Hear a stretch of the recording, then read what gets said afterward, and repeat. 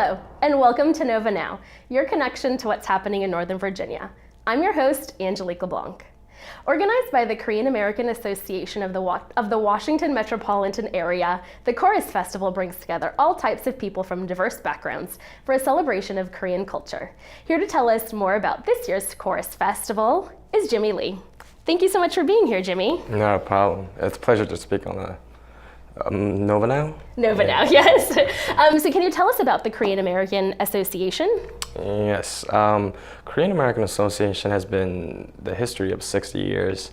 It's that was been active in metropolitan area, which is Maryland, Virginia, and DC. Mm-hmm. And we are the Korean, as a Korean American, and as a representative of Korean American Association, we're taking care of Korean Americans' concerns or issues that's going on around the metropolitan area about the Koreans, and we're trying our best to cover the issues and trying to support the Korean Americans around this area. Mm-hmm. And the association actually puts on the KORUS Festival, correct?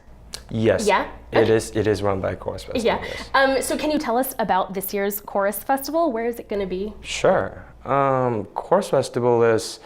It's 12th year of KORUS Festival, which is, it's been running for 11th, and this is our 12th year. And it's basically a very family gathering festival. So there's no limit. I mean, as long as there's no some issues going on, it's very friendly, and everybody can come and join and see. Are there like performers? Yes. Or vendors there? Yeah, there are vendors, Mm-hmm. and there are performers. Okay. And there's carnival games as well. So. Oh, that's great. Carnival. There's a lot of things to. Yeah. There's a lot of things to enjoy. Yeah. So you mentioned performers. What types are they, like music performers? Are they cultural dance performers? Can you tell me a little bit about that?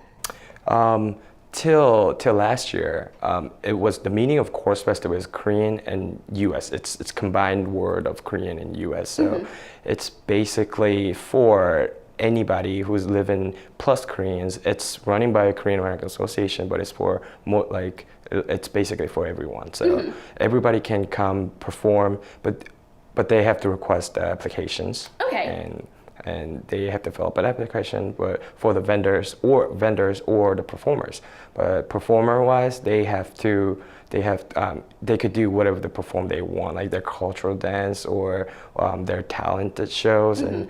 And there's also talented shows and other like the singing contests and stuff like that. Oh, okay. So it's a variety of different performances and entertainment. Yes. There. Perfect. And you mentioned some of the vendors. Are there like food vendors or craft vendors? Who can apply? Who do you have? As long as it's not offending any cultural resentment, mm-hmm. and everybody's welcome pretty much. And so far, from the last year, according to last year's festival, we had a Thai vendor, Korean. Of course, there's Korean food vendors, and sort of like promotion companies, like a lot of companies come in for promoting mm-hmm. their products. Okay. So it's very variety. So for someone who's never attended KORUS Festival before, what are some of the things that families or individuals can expect from this year's event?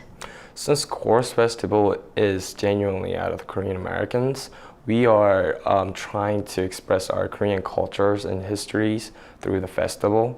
So there will be a lot of Korean cultural presentations mm-hmm. or something like trying our Korean traditional games or something that's related to Korean culture. So once there's a lot of people still doesn't recognize about the KORUS Festival, even though it's been for 12th year so mm-hmm. far. So it'll be a very good opportunity for the kids or people who's non-Koreans to participate in a festival and see those new things and new cultural wave. I mean, I think it's the right way to say it. Yeah. So I mean, it sounds like these activities are sort of hands-on and interactive. You mentioned playing Korean games. What are some of the games that you can play? I don't think I've ever learned about a Korean game. Right. I've been like I came from Korea, but I really don't have. There's a lot of traditional games, but there is few games that I know of, which I can tell you that it kind of look like an arrow, but there's instead of having an arrow tip, there's something heavy or something that falls off of it. So you throw that, and you got to make that into the holes. It's like there's the bottle that you have to throw in, and also there's a seesaw thing, but then they're standing on top of the wood panels and you start jumping in and out. Oh, are there teachers to teach you at the KORUS Fest, or is it just like? I believe there will be instructors, but like there is there's such an organization called Korean Culture Center in DC. They're providing us a variety of games. It could be Korean traditional chess games or something like a Monopoly thing. Yeah. They're so it's not just traditional games, it could be newer games as well, but they're all Korean culture focused. Right. Pretty much it's all Korean traditional. Yeah. Awesome. Are there any costs associated with the festival? Is it free to attend? It is free. It is free admission. So anybody is welcome. Everyone can come for free. But then there is a fee for the tickets. There's carnival games that's running in the festival, such as throwing the balls or football toss or high strikers or something like that. So people can enjoy. But those are the paid games. The paid games, awesome. Well, there's probably so much more that we could talk about Korean Festival. Thank you so much, Jimmy, for being here. Not a problem. Thank you very much for inviting me.